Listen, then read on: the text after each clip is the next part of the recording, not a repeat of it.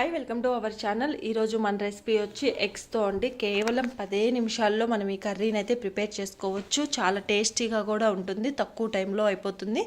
So non veg అన్నిటినీ కూడా తలదంతుందనే చెప్పాలి ఈ రెసిపీ. దీనికోసం ముందుగా మనం లవంగాలు, మిరియాలు, అదేవిధంగా జీలకర్ర వేసుకొని బాగా మిక్సీ పట్టుకోవాలి. నేను ఇక్కడ జీలకర్ర లేక జీలకర్ర పౌడర్ని యూజ్ చేసుకున్నాను. ఆ తర్వాత వెల్లుల్లి, అలాగే కారం, కల్లుప్పు వేసి అదే మిశ్రమంలో మిక్సీ పట్టి పక్కన ఉంచుకోండి. ఇక ఒక బాండి పెట్టి అందులో 4-5 స్పూన్ల ఆయిల్ వేసుకొని పోపు దినుసులు అన్నీ వేసి జీలకర్ర కాస్త ఎక్కువగా వేసుకోండి. ఈ రెసిపీకి గుప్పెడంత కరివేపాకు వేసి 4-5 పచ్చిమిర్చి చీలికలు, 2 ఎండుమిరపకాయలు వేసుకొని బాగా కొంచెం వేడి అవ్వనివ్వండి. అలా ఫ్రై అయిన తర్వాత ఇందులో మనం ఎన్ని ఎగ్స్ అయితే వేసుకోవాలనుకున్నామో అన్ని ఎగ్స్ వేసుకోండి. ఈ కర్రీకి మెయిన్ మనం పాటించాల్సిన టిప్ ఇక్కడే ఉందండి.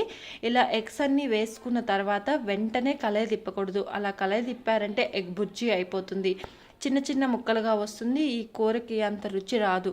సో అట్ట కట్టిన తర్వాతే ఆ ఎగ్స్ని కదుపుకోవాలి ఉంటుంది. అలా ఎగ్స్ అన్ని ముక్కలుగా అయిన తర్వాత ఇలా పక్కకు అనుకొని మిడిల్లో మనం ఏదైతే వెల్లిపాయలతో మిక్సీ పట్టుకున్నామో ఆ మిక్సర్ని వేసుకొని పచ్చివాసన పోయే వరకు వేయించుకొని తర్వాత మొత్తం కర్రీని కలయి పెట్టుకోవాలి. అప్పుడు చూసారా ఎంతో కలర్ఫుల్గా, ఎంత ఎమ్మీగా ఉందో. నూనె విడిచే వరకు వేయించుకొని ఆపేసుకోవడమే. ఎంతో టేస్టీగా ఎగ్ వెల్లిపాయ కారం రెడీ.